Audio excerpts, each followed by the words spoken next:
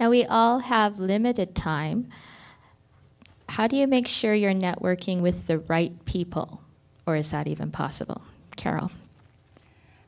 Well, I think, you know, in the beginning, you might not know who the right networks are for you to be joining, and sometimes it's a waste of your time. It might not be the right place for you to be. So certainly, you may need to try out several different networks, and you're not hurting anybody's feelings by never going back. Some networks are simply not for everyone. Obviously, I own a business network for entrepreneurial women, so we do have a few male members, but for the most part, we're all girls and we're all business owners.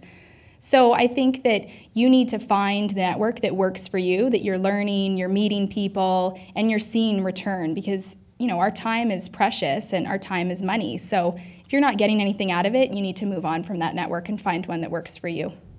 How about you, Mack? Yeah, I would say even in a particular meeting, if you've got to that stage with somebody, I struggle with this a lot because I have this real positive feedback loop of meeting somebody new and getting something out of it. So I always want to meet new people no matter what.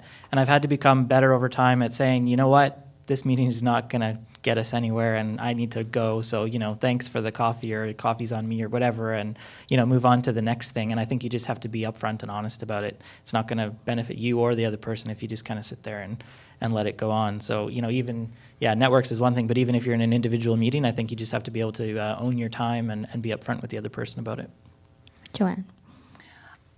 I suggest that you spend your time in activities that you enjoy, and they don't have to be formal networking groups or associations. In fact, I have better success at taking courses, and I'm Italian. I want to practice my Italian language. There's an Italian meetup club here in the city, and so I've made some amazing connections, not even talking about business, but over the course of developing the relationship, you know, the conversation revolves around how do we earn a living, and so through osmosis, sometimes things osmosis. I don't know that.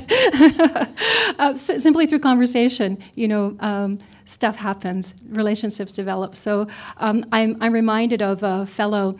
He was a young engineer from Venezuela. His name's Fabio. I met him about 10 years ago. And he was in this city for about 3 months.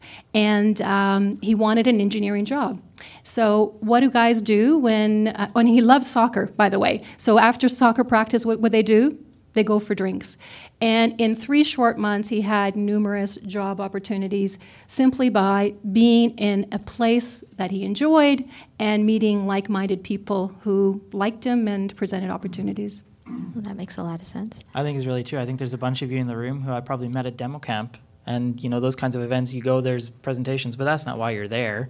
You're there for the beer afterward, right? That's the opportunity, right? You don't go there thinking, oh, I'm going to network with so many people. It's just that you're in that room with a bunch of like-minded people. It's easier to have a conversation in that case.